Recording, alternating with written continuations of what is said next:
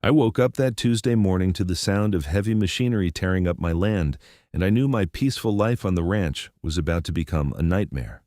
My name is Peter Connelly, and I own a 200-acre cattle ranch in Bexar County, Texas, just outside San Antonio. I inherited this place from my grandfather 15 years ago, and it has been my sanctuary ever since. Rolling hills, live oak trees, longhorns grazing peacefully, and absolute quiet, except for the occasional coyote howl at night, or at least it used to be quiet. I threw on my jeans and boots and ran outside to see what the hell was going on. 3 bulldozers were churning up the eastern portion of my property, along with a paving crew laying down what looked like fresh asphalt. My heart hammered in my chest as I sprinted toward them, waving my arms. "Hey! Hey! What the hell do you think you're doing?" I shouted over the roar of the engines. A foreman in a hard hat turned to me, clipboard in hand. "Road construction, sir. Should be done in about 2 weeks." "Road construction? On my property?" "I didn't authorize any road construction." He squinted at his paperwork. "Says here this is an easement for the Meadowbrook Hills subdivision. The HOA got all the permits signed off." "What HOA? I'm not part of any HOA." The foreman shrugged. "Don't know what to tell you, buddy. I just do what the paperwork says. You got a problem. Take it up with them." He handed me a crumpled business card that read Meadowbrook Hills HOA with a phone number. I stood there in disbelief as the machines continued to tear up my land. Meadowbrook Hills was a new subdivision that had been built about a mile from my property over the past 3 years. It was one of those cookie-cutter neighborhoods with identical houses and perfectly manicured lawns. I'd watched it go up with mild annoyance but figured it wouldn't affect me. I was wrong. I stormed back to my house and immediately called the number on the card. After 4 rings, a woman answered. "Meadowbrook Hills. HOA, this is Brenda Jennings. How may I help you?" "Yeah, Brenda, my name is Peter Connelly, and there are bulldozers on my ranch right now tearing up my land. What the hell's going on?" "Oh, Mr. Connelly, yes, we sent you several notices about the new access road. Didn't you receive them?" "I didn't receive anything, and even if I did, you can't just build a road through my property." "Actually, Mr. Connelly, we can. There's an old county easement from 1952 that runs right through your property. The county transferred the easement rights to our HOA as part of the Subdivision Development Agreement. We're simply exercising those rights to provide better access for our residents." My blood was boiling. "That's insane. This is my land." "I understand your frustration, but it's all legal. If you'd like, you can speak with our HOA president, Karen Whitmore. She'll be happy to explain everything. We have a board meeting Thursday evening at 7. You're welcome to attend." I slammed the phone down, breathing hard. An easement from 1952? I had owned this ranch for 15 years and never heard anything about an easement. I immediately called my lawyer, Jim Patterson, who had handled my grandfather's estate. "Peter, slow down," Jim said after I explained the situation. "Let me pull the deed and title history. I'll call you back in an hour." That hour felt like a year. I stood on my porch, watching the machines destroy a perfectly good section of pasture land.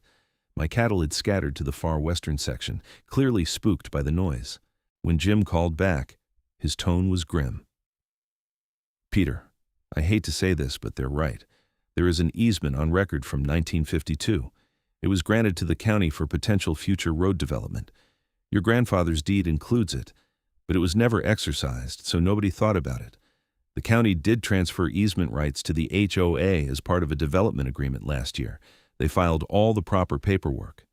So I just have to let them pave a road through my ranch? Unless you want to challenge it in court, which would be expensive and probably unsuccessful. The easement is legal." I hung up and watched the construction continue. Over the next 2 weeks, I witnessed my peaceful ranch transform into something else entirely. The HOA paved a beautiful 2-lane road right through the eastern section of my property. It cut through about 300 yards of my land, connecting the subdivision to the main county highway on the other side of my ranch. Essentially, they had created a shortcut for all the Meadowbrook Hills residents. By the end of the second week, the road was complete. It was nice asphalt too, with fresh yellow lines painted down the middle. The construction crews packed up and left, leaving me with a permanent scar across my property. On the first Monday after completion, the traffic started. Cars began streaming through my ranch at all hours. Morning commuters heading to San Antonio, parents driving kids to school, delivery trucks, everyone. What used to be a private, peaceful ranch was now a public throughway. The dust kicked up, the noise was constant, and my cattle were nervous wrecks. I stood at my fence line that evening, watching car after car drive past. And that's when the idea hit me. If this was now a road through my property, and if people wanted to use it, maybe I could make this situation work for me. I called Jim back. Quick question. If there's an easement for a road through my property, can I charge a toll for people to use it? There was a long pause. That's an interesting question. The easement gives them the right to build and maintain a road, but it doesn't specify anything about public access or prohibit you from charging for access. Let me research this. 2 days later, Jim called back, and I could hear the amusement in his voice. Peter, you're not going to believe this, but I think you can actually do it. The easement grants the HOA the right to build and maintain the road, but it doesn't grant free public access. Since it's still on your property, you have the right to control access to your land. The road is essentially like a private driveway. You can't block HOA maintenance vehicles but regular traffic. You could make an argument for charging a toll. Are you serious? I'm serious. But Peter, this is going to make a lot of people very angry. Good, I said. They made me angry first. I spent the next week planning. I ordered 2 heavy-duty gate systems online, the kind with automatic arms that rise and fall. I hired a local contractor to install concrete pylons on both ends of the road where it entered and exited my property. Then I installed the gates, along with large signs that read, "Private property, toll road, $5 per vehicle."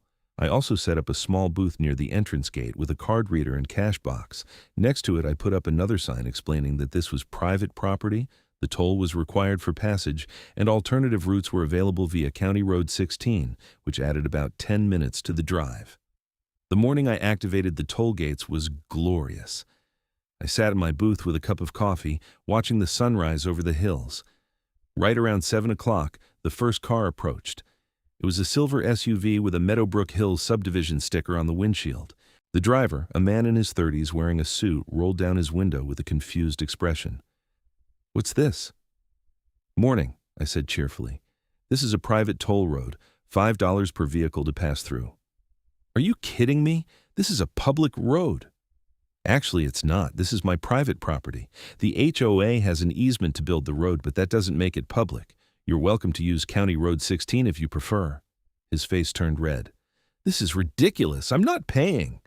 "Then I can't let you through. Have a nice day." He sat there for a moment, and I could see him calculating whether the detour was worth avoiding the $5 toll. The cars were already lining up behind him. Finally, he threw a $5 bill at me and I raised the gate. He sped through, shouting something I couldn't quite hear. The next car was a minivan driven by a woman with 3 kids in the back. She looked exasperated even before I explained the toll. "You've got to be kidding," she said. "I have to take my kids to school." $5, madam." "I don't have cash." "I take cards." I held up my phone with the card reader attached. She sighed heavily and handed me her credit card. I processed the payment and raised the gate. This continued all morning. Some people paid without much complaint. Others argued, threatened, and cursed at me. I remained polite and firm. By 9 o'clock, I'd collected about $200. By the end of the day, I had nearly $500. That evening, my phone rang. It was a number I didn't recognize. "Mr. Connelly, this is Karen Whitmore, president of the Meadowbrook Hills HOA. Her voice was sharp and accusatory, exactly what I expected. Karen sounded like she was in her late 40s, the type of person who had made a career out of telling other people what to do. "Evening, Karen. What exactly do you think you're doing with this toll gate nonsense? Exercising my property rights? That road is for our residents. You can't charge people to use it." "Actually, I can. Your HOA has an easement to build the road, not to grant free public access. This is still my property." "This is outrageous. I'm going to call the county." "Go ahead. My lawyer already confirmed everything is legal." She made a sound like a kettle boiling over. "We built that road. We paid for it." "You built it on my land. You should have thought about access rights before you did that."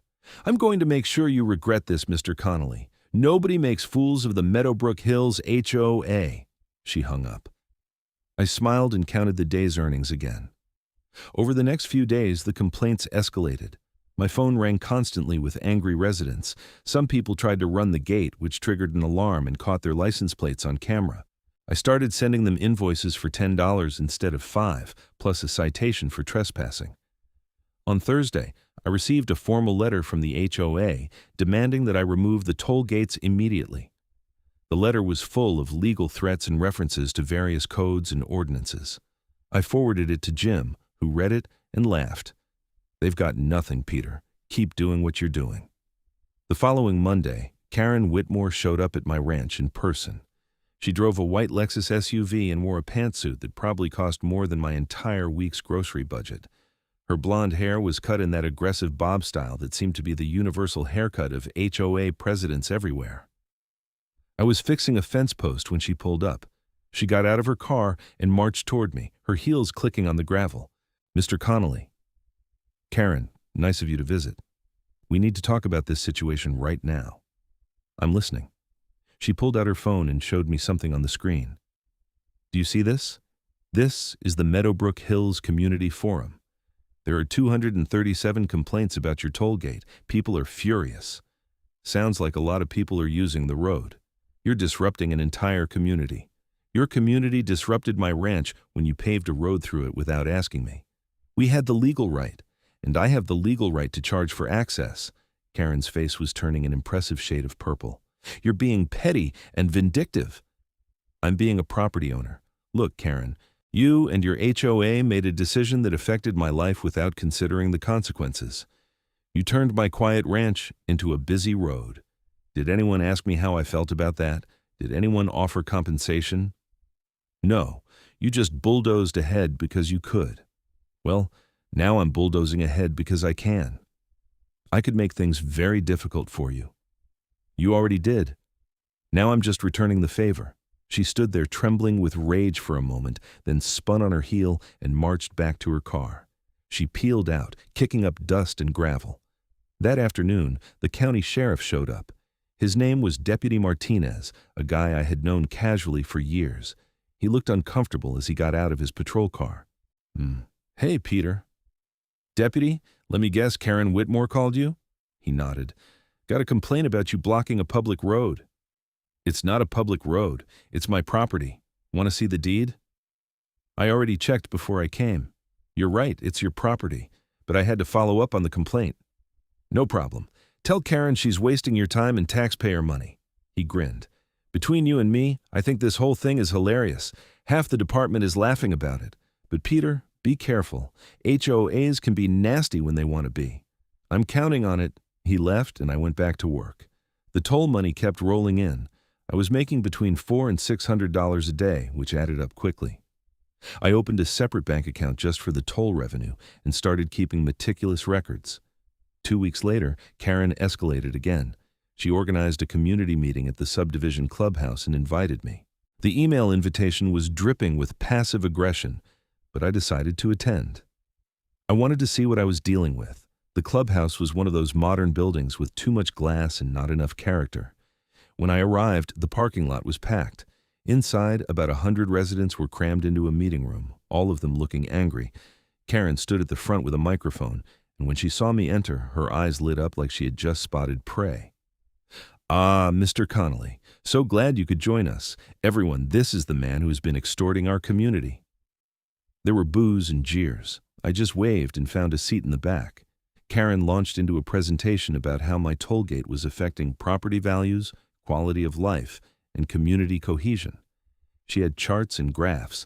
She had testimonials from residents about how the detour made them late for work. She even had a pediatrician talk about how the stress was affecting children. It was quite a performance. When she finished, she opened the floor for questions. Several people stood up to share their outrage. One man claimed the toll was discrimination. A woman said I was violating their constitutional rights. Someone else threatened to sue me. Finally, Karen pointed the microphone at me. "Mr. Connelly, would you like to explain yourself to the community?" I stood up and walked to the front. Karen handed me the microphone with a smug expression, clearly expecting me to crumble under the pressure. Thanks, Karen. Look, folks, I understand you're upset, but let me explain something. I've owned my ranch for 15 years. I've been a good neighbor. I pay my taxes, I mind my own business, and I don't bother anyone. Then, your HOA decided to pave a road through my property without asking me how I felt about it. They used some obscure easement from 70 years ago to justify it. Did anyone think about how it would affect me? Did anyone consider that turning my peaceful ranch into a busy road might be a problem? A few people in the crowd looked uncomfortable. You want to talk about property values and quality of life? What about my property value? What about my quality of life? I have cattle that are stressed from the constant traffic. I have noise all day long. I have strangers driving through my land. And what compensation did I get? Nothing. Zero. Your HOA decided that your convenience was more important than my rights. "You're still extorting us," someone shouted. "No, I'm charging a toll for using my property. If you don't like it, use the public roads. County Road 16 is free. It takes 10 extra minutes. That's the cost of convenience." "You're just being spiteful," Karen snapped. "Maybe I am, but I'm being legally spiteful, which is the best kind." The crowd erupted in arguments. Some people were yelling at me. Others were debating among themselves. Karen tried to regain control, but the meeting dissolved into chaos. I handed the microphone back to her and left. As I drove home, I felt a strange mix of satisfaction and weariness. This fight was going to get uglier before it got better. The next day, the HOA filed a lawsuit against me. Jim called to let me know. "They're claiming you're interfering with their easement rights and seeking an injunction to remove the toll gates. Can they win?" "Doubtful, but you'll have to respond. This is going to cost you some money in legal fees." "How much?" "Probably $5,000 to $10,000 to fight it properly." I looked at my toll revenue account. I'd collected nearly $15,000 so far. Do it. File whatever you need to file. The lawsuit made the local news. A San Antonio TV station sent a reporter out to interview me. She was a young woman named Lisa Chen, and she seemed genuinely amused by the whole situation. "So you're the toll gate rancher," she said, smiling as her cameraman set up. "That's what they're calling me?" "On social media, yeah, you're kind of going viral. People love this story." The interview aired that evening. They showed footage of my toll booth, the gate, and some frustrated drivers. Then they showed my interview where I explained the situation. The segment was surprisingly balanced, showing both sides of the dispute. After it aired, my phone exploded. I got calls from other news stations, podcasts, and even a couple of documentary filmmakers. The story had struck a nerve. People either loved me for standing up to an HOA or hated me for being petty. The online reaction was intense. Reddit threads debated whether I was a hero or a villain. Twitter was full of hot takes. Someone made a TikTok about it that got millions of views. I even got a few marriage proposals from women who apparently found property rights disputes very attractive. But the attention also brought problems. Some Meadowbrook Hills residents started harassing me. They would drive by my house slowly, taking pictures. Someone spray-painted "greedy" on my mailbox. Another person left a dead fish in my driveway. I installed security cameras around my property and documented everything. Jim advised me to file police reports for each incident, which I did. Meanwhile, the lawsuit moved forward. The HOA hired a big law firm from San Antonio, the kind with marble floors and partners who wore cufflinks. Jim and I prepared our defense, arguing that the easement granted construction rights but not free access rights. The preliminary hearing was set for 6 weeks out. In the meantime, I kept collecting tolls. The revenue was steady. Some residents had given up and started using the detour, but enough people still found the toll worth it that I was making good money. About a month after the toll gate went up, something unexpected happened. A man named Gerald Foster reached out to me. Gerald was a resident of Meadowbrook Hills, but unlike the others, he wasn't angry. "Mr. Connelly, I'm actually on your side," he said when we met at a coffee shop in town. Gerald was in his 60s, retired, with a kind face and a calm demeanor. That's refreshing. Why? Because the HOA has been a nightmare since I moved here 3 years ago. They fine people for having the wrong color mailbox. They send violations if your grass is half an inch too tall. They tried to make me remove my vegetable garden because it wasn't aesthetically consistent with community standards. I'm so tired of Karen and her board acting like dictators. So what do you want from me? I want to help you. I've been documenting HOA violations and questionable practices for 2 years. I think they've been embezzling money from the community fund. I also think the road they built through your property might not have been properly authorized. This got my attention. What do you mean? The HOA board approved the road project, but they never put it to a community vote like our bylaws require for major expenditures. They just decided on their own. If that's true, the whole road might be illegally constructed. Can you prove it? I have copies of the bylaws in the board meeting minutes. The minutes show they approved it in a closed session without homeowner input. Gerald handed me a thick folder of documents.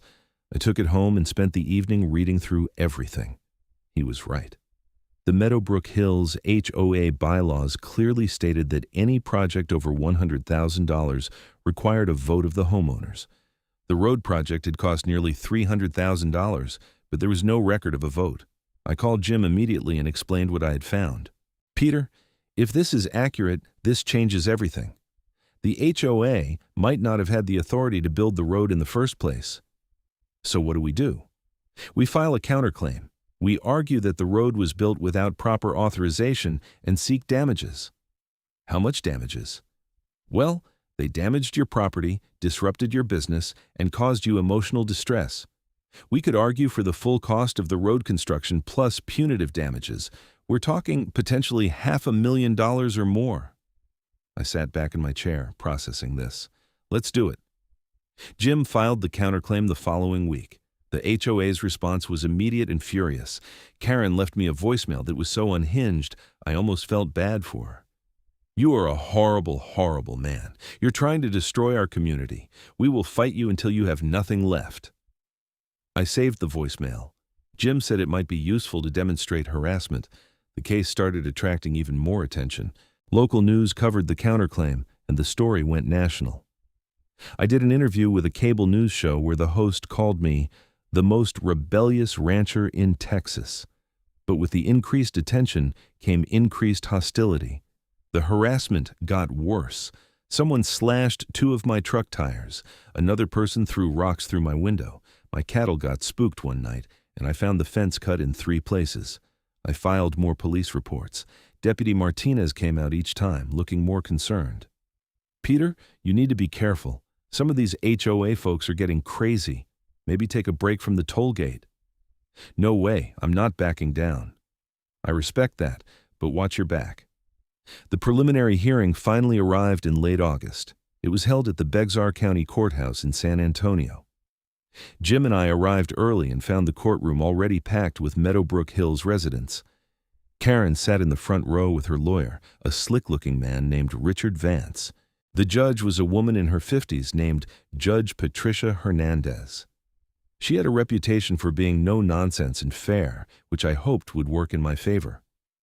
Vance presented the HOA's case first. He argued that my toll gate violated the spirit of the easement and created an undue burden on the community. He showed pictures of the traffic backups at my toll booth and presented testimony from residents about how it affected their daily lives. Then Jim presented our defense. He methodically explained the difference between an easement for construction and an easement for public access. He cited property law precedents and demonstrated that nothing in the easement language prohibited me from controlling access. Then he dropped the bombshell about the road being built without proper homeowner authorization. The courtroom erupted. Karen's face went white. Vance looked like someone had punched him. Judge Hernandez banged her gavel and demanded order. "Is this true?" she asked Vance. "Was this project not properly authorized according to HOA bylaws?" Vance stammered. "Your Honor, the board has the authority to approve necessary infrastructure projects." "That's not what I asked. Were the bylaws followed?" "The board acted in the best interest of the community." "Again, not what I asked." Jim stepped forward. "Your Honor, we have copies of the HOA bylaws in the board meeting minutes. There's no record of a homeowner vote on this project, which was required for any expenditure over $100,000. Judge Hernandez reviewed the documents Jim provided. The silence in the courtroom was deafening. Finally, she looked up. Mr. Vance, I'm going to give you and your clients 1 week to provide evidence that this project was properly authorized. If you can't, we're going to have a very different conversation. In the meantime, the injunction request is denied. Mr. Connelly may continue operating his toll gate. The courtroom exploded in shouts and arguments. Karen stood up and pointed at me. This is not over. We will appeal this all the way to the Supreme Court if we have to. Judge Hernandez banged her gavel again. Mrs. Whitmore, sit down and be quiet, or I'll hold you in contempt. Karen sat, but she looked like she wanted to burn the courthouse down. Outside, reporters swarmed us. Jim and I gave a brief statement, then headed back to the ranch. I felt good about how the hearing had gone, but I knew the fight was far from over. That evening, Gerald called me. Peter, you need to be careful. I'm hearing things from other residents. Some of them are talking about taking matters into their own hands. What do you mean? I mean they're talking about vandalizing your property or worse. There's a group that's really angry, led by Karen and a few of her close friends. They're planning something. Like what? I don't know exactly, but watch yourself. I thanked Gerald and hung up. I checked my security cameras and made sure everything was working. Then I called Deputy Martinez and let him know about the potential threat. I'll have a patrol drive by your place more frequently, he said. But Peter, if something happens, call 911 immediately. That night, I barely slept. Every sound made me jump. Around 3 a.m, my security camera alert started going off. I grabbed my phone and pulled up the live feed. 5 cars were parked at the end of my driveway, and about a dozen people were walking toward my toll booth, carrying what looked like sledgehammers and spray paint. I immediately called 911. This is Peter Connelly at 4720 Ranch Road. I have trespassers on my property with weapons. Please send someone now. I grabbed my shotgun and went outside, staying on my porch where I had a good view. The group reached the toll booth and started smashing it. They broke the card reader, spray-painted obscenities on the signs, and then moved toward the gate mechanism. I fired a warning shot into the air. The sound echoed across the ranch, and the group froze. This is private property. The police are on their way. I suggest you leave now. Someone in the group shouted, "We're not afraid of you." Maybe you should be. I have a shotgun and the legal right to defend my property. That got their attention. They started backing away, though a few of them continued yelling threats. I stayed on the porch with my gun visible until they got back in their cars and drove off. Sheriff's deputies arrived about 10 minutes later. I showed them the security footage, which had captured everything. The video clearly showed the license plates of the vehicles and several faces. "Do you want to press charges?" Deputy Martinez asked. "Absolutely, every single one of them." Over the next few days, the police identified and charged 6 people with criminal trespassing and vandalism. 3 of them were Meadowbrook Hills residents. The other 3 were friends of Karen's from outside the community. And here's where it got really interesting. One of the people charged was Karen Whitmore herself. The arrest made huge news. Video footage from my security cameras went viral, showing Karen swinging a sledgehammer at my toll booth. She became a national symbol of HOA overreach and entitled behavior. The HOA tried to do damage control, releasing a statement saying Karen had acted independently and didn't represent the board's views. But then, Gerald provided me with text messages showing that Karen had planned the attack in a group chat with other board members. Jim took this information and ran with it. He amended our counterclaim to include charges of conspiracy, vandalism, and harassment. He also contacted the district attorney's office about potential criminal charges against the entire HOA board. The DA, a sharp woman named Patricia Thompson, was very interested. She opened an investigation into the HOA's activities, including the unauthorized road construction and the embezzlement allegations Gerald had mentioned. Meanwhile, I had to repair my toll booth. The damage was extensive, but my insurance covered most of it. I upgraded to a sturdier system with better cameras and reinforced the gates. When I reopened the toll booth a week later, I added a new sign. Security cameras recording 24/7. Vandals will be prosecuted. The traffic through my ranch had decreased significantly. Many residents were now using the detour, either because they didn't want to pay or because they were embarrassed by the negative attention their community was getting. But I kept the toll booth operating on principle. This wasn't about the money anymore. It was about standing up for my rights. The legal case moved quickly after Karen's arrest. The HOA's lawyer tried to distance the organization from Karen's actions, but Jim had too much evidence of board involvement. Text messages, emails, and meeting minutes all showed that the board had discussed and approved various tactics to pressure me into removing the toll gate. In October, 3 months after I first installed the toll gate, the case went to trial. It was a circus. News cameras lined up outside the courthouse. Protesters from both sides held signs. Someone even showed up dressed as a cow to support me, which was weird but appreciated. The trial lasted 5 days. The prosecution presented evidence of the unauthorized road construction, the harassment campaign, the vandalism, and the embezzlement scheme that Gerald had discovered. It turned out that Karen and 2 other board members had been skimming money from the HOA budget for years, using fake invoices and inflated contractor bills. The defense tried to argue that the board had acted in good faith and that I was the one causing problems, but the evidence was overwhelming. Karen took the stand in her own defense, which was a mistake. Jim cross-examined her, and she fell apart. She admitted to organizing the vandalism attack, but claimed she was just trying to protect her community. When Jim asked why she hadn't followed the HOA bylaws for the road project, she said it would have taken too long and she knew the homeowners would approve it eventually anyway. "So you just decided the rules didn't apply to you?" Jim asked. "I was doing what was best for everyone." "Including yourself? The audit shows you personally benefited from several HOA contracts with companies you had financial ties to." Karen's lawyer objected, but the damage was done. The jury could see exactly who she was. The verdict came back on a Friday afternoon. The jury found in my favor on all counts. They awarded me $250,000 in damages for the unauthorized road construction, emotional distress, and lost property value. They also found Karen and 2 other board members personally liable for the embezzlement, which totaled nearly $100,000 over 3 years. But the biggest bombshell came from Judge Hernandez. After the verdict was read, she addressed the courtroom. "This case represents a disturbing abuse of power by an HOA board. The actions taken by Mrs. Whitmore and her associates went far beyond simple overzealousness. They broke the law, they harassed a property owner, they misused community funds, and they organized a criminal conspiracy. I'm hereby ordering the dissolution of the current HOA board and appointing a temporary administrator to oversee the organization until new elections can be held. I'm also recommending that the district attorney pursue criminal charges against Mrs. Whitmore and the other board members involved in the embezzlement scheme." The courtroom erupted. Karen started crying. Several Meadowbrook Hills residents cheered. The judge banged her gavel and dismissed everyone.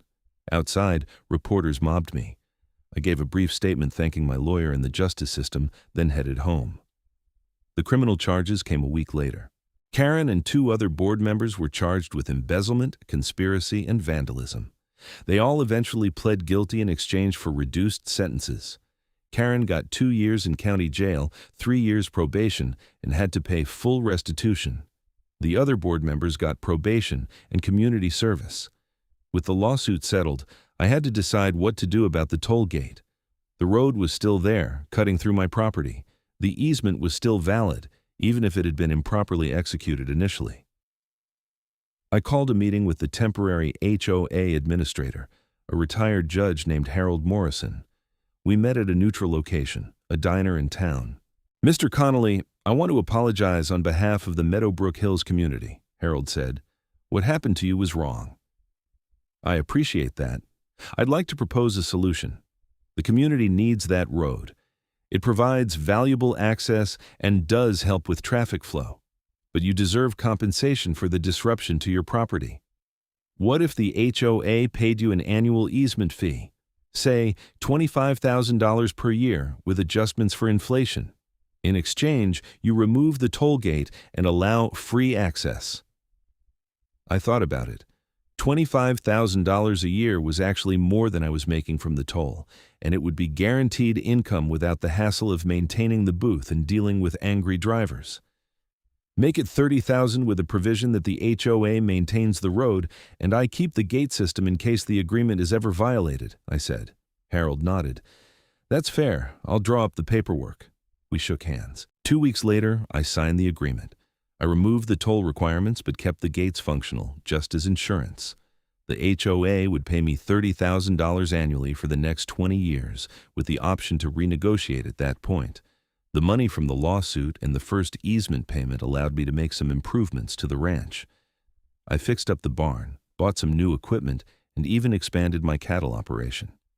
The constant traffic eventually became background noise, something I got used to. Gerald and I became good friends. He was elected to the new HOA board and worked to reform the organization from within.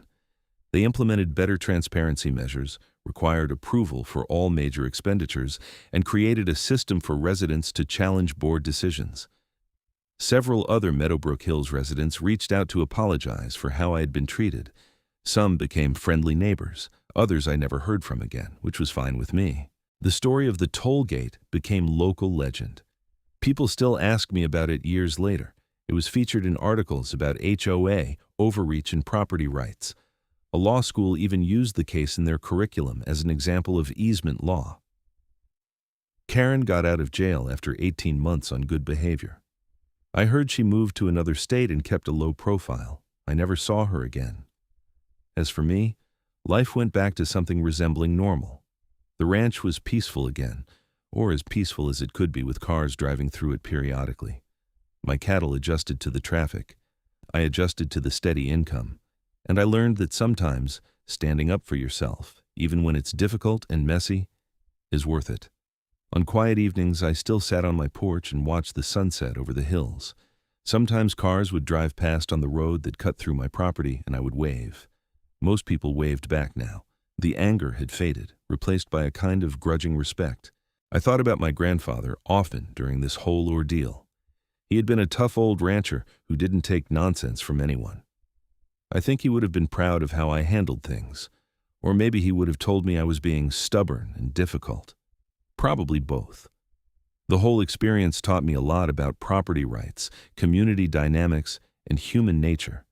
It taught me that HOAs can be forces for good or instruments of petty tyranny, depending on who's running them. It taught me that standing up to bullies, even ones with legal authority, sometimes works out. But mostly, it taught me that sometimes the best response to someone paving a road through your life without permission is to put up a toll gate and make them pay for the privilege. 3 years after the toll gate incident, I received a call from a writer who wanted to turn the story into a book. I declined. Some stories are worth telling, but I preferred to let this one fade into local lore, something people in Bexar County would talk about for a generation or two before it was forgotten. The ranch continued on, as ranches do. Cattle were born, cattle were sold, fences needed mending, equipment broke down and got fixed, seasons changed. The road through my property became just another feature of the landscape, neither good nor bad, just there. I never regretted installing that toll gate. It wasn't the most mature response to the situation, sure. It was petty and confrontational, but it was also effective and, in its own way, just. The HOA had exercised their legal rights without considering the human impact. I had done the same, and in doing so, exposed a corrupt system that needed to be dismantled. Sometimes justice requires a little pettiness. Sometimes standing up for yourself means making other people uncomfortable. And sometimes, when someone steamrolls over your property and your rights, the only appropriate response is to make them stop and pay attention. Literally. The toll gate came down, but the message remained. This was my land, my life, and my choice. Nobody, not even an HOA with legal easements and expensive lawyers, could take that away from me. As I sit here now, watching another Texas sunset paint the sky orange and purple, I can see cars driving down that road in the distance. Each one represents someone going about their life, mostly oblivious to the battle that was fought over this strip of asphalt. That's fine. They don't need to remember. I remember enough for all of us, and every month when that easement check arrives in the mail, I'm reminded that sometimes the best revenge isn't revenge at all. It's getting exactly what you're worth and making people recognize your value. The ranch will be here long after I'm gone, probably long after the subdivision is gone too. Land endures. Roads come and go. But the principle of standing up for yourself, of demanding respect for your property and your rights, that's eternal. My grandfather used to say that a man's character is measured by what he stands for when it costs him something. This whole ordeal cost me time, money, stress, and peace of mind. But I stood my ground, and in the end, I won more than a legal judgment. I won my self-respect and the knowledge that I hadn't let anyone push me around. That toll gate might be gone, but the spirit of it remains. It stands as a monument to the idea that every person, no matter how small or isolated, has the right to defend their property and their way of life. That HOAs, for all their rules and regulations, are still subject to the law and to basic human decency, and that sometimes the little guy can win. The story spread far beyond Bexar County. I got emails from people all over the country who were fighting their own battles with HOAs. Some asked for advice, others just wanted to share their stories. I responded to what I could, always with the same message. Know your rights, document everything, and don't back down when you know you're right. A few people criticized me, saying I was selfish and the communities need to work together. Maybe they had a point. Maybe if the HOA had approached me differently from the start, with respect and an offer of fair compensation, things would have gone differently. But they didn't. They steamrolled ahead, assuming I would just accept it, and they learned the hard way that assumptions can be expensive. In the end, the Meadowbrook Hills subdivision became a better place after the lawsuit. The new board was more transparent and responsive. Residents became more engaged in community decisions. The embezzled money was recovered and used to improve common areas and reduce dues. Sometimes it takes a crisis to make people pay attention to what's really happening in their community. As for me, I went back to ranching. The money from the settlement and the annual easement payments gave me financial security I hadn't had before. I was able to hire help for the first time, which meant I could actually take a vacation occasionally. I even started dating again, something I hadn't made time for in years. Life moved forward, as it always does. The toll gate became a story I told at barbecues and county fairs. People always laughed at the absurdity of it, but they also understood the underlying frustration that drove me to take such an extreme measure. Years from now, when someone drives down that road through my property, they probably won't think about the battle that was fought over it. They won't know about Karen and her sledgehammer, or the trial, or the toll booth that briefly made national news. They'll just see a road, a ranch, and maybe some cattle in the distance. But I'll know. I'll remember every detail of those crazy months when a simple property dispute turned into a crusade for justice. I'll remember the satisfaction of fighting back against an organization that thought it was untouchable. And I'll remember that sometimes, when the world tries to pave over you, the best response is to make them pay for the privilege. The sun sets on another day at the ranch. Tomorrow I'll wake up, feed the cattle, mend some fences, and live my life on my own terms. The road is still there, cars still drive through my property, but now I'm compensated fairly and treated with respect. That's all I wanted from the beginning. Respect. Recognition that my property and my rights mattered. The toll gate was just a means to force that recognition. It worked better than I ever imagined it would. So here's to standing your ground, to fighting for what's right, and to the power of one person with conviction and a good lawyer. Here's to property rights, to justice, and to the beautiful chaos that ensues when an unstoppable HOA meets an immovable rancher. The toll gate is gone, but its legacy remains. And honestly, that's exactly how it should be.